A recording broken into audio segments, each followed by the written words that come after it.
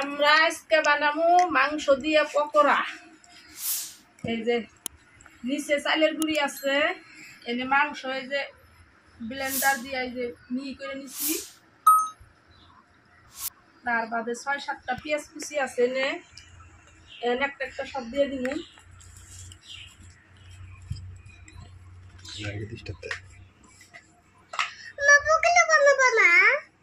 এই যে ধনিয়া,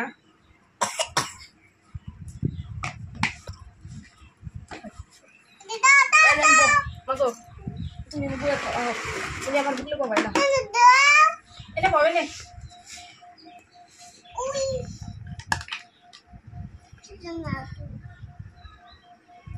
এই যে ১ চামচ মরিচের গুঁড়া,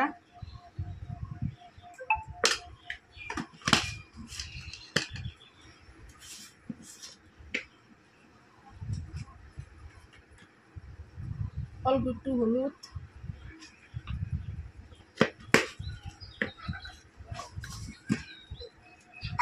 এখন দিন বেসন। এই যে বেসন,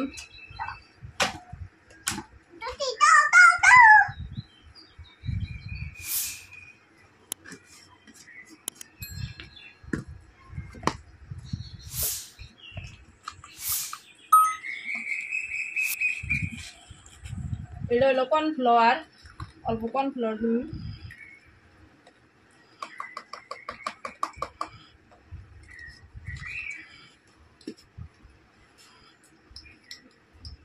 এই যে স্বাদ অনুযায়ী লবণ।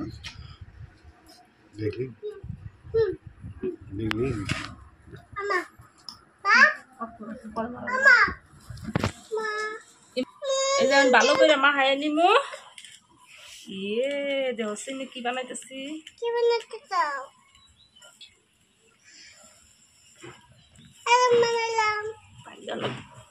একটু একটু করে পানি দিমু।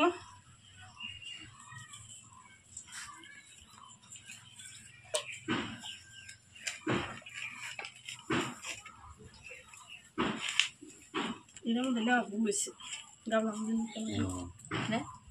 ডাইলে নেই, গাবলার মধ্যে ডাইলে নিমু। ছোটটার মধ্যে মাহানি অসুবিধা হয়, গাবলার মধ্যে ছানলে ভালো হবো। মিঠা তেল দিয়ে নিতে না দিমু। এই যে তেল গরম হবো না, তারপরে একটা একটা করে দিয়ে দিন সাইডে। হ্যাঁ, তুমি খাবা? মিঠা তেল দিয়ে নাও। এই যে আশিটা দোকানে গেছিলাম না, নাই কে আবার না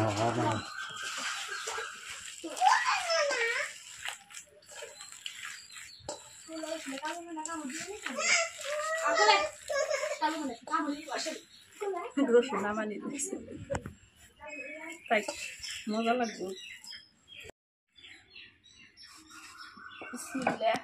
তেল গরম হয়ে গেছে,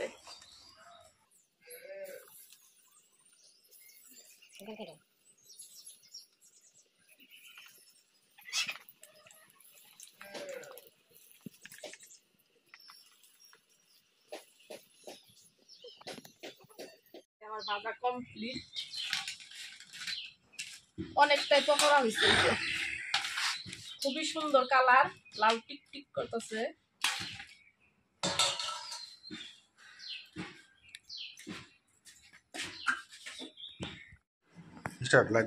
ফাইনালি এই যে আমাদের পকোড়া হয়ে গেছে।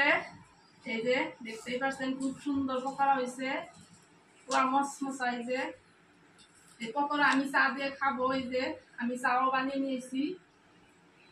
পকোড়া দিয়ে চা দিয়ে আমার এই খাবারটা খুবই ফেভারিট খাবার। আমি পকোড়া চার সঙ্গে খাইতে খুবই ভালো পাই, তাই ভাবলাম যে একটু চাও বানিয়ে নিয়ে যাই, এই যে চা খাবো। আর আমাদের ভিডিওটা যদি ভালো লাগে লাইক করবেন, সাবস্ক্রাইব করে দিবেন সাথে। আশা করছি খুবই ভালো লাগবে ভিডিওটা। একটু খাইয়ে দেখি কিরকম লাগে।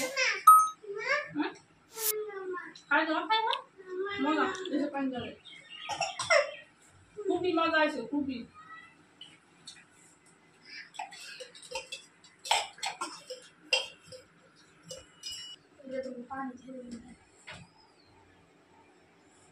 বুঝছেন কথাটা?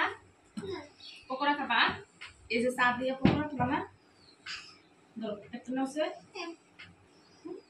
এটা নিবা মানে গরম জুড়াই তো হ্যাঁ কুকুর চা এটা কুকুর খাবো জুড়াই তো হ্যাঁ আজকের বারে ভিডিওটা এই পর্যন্তই থাক আল্লাহ হাফিজ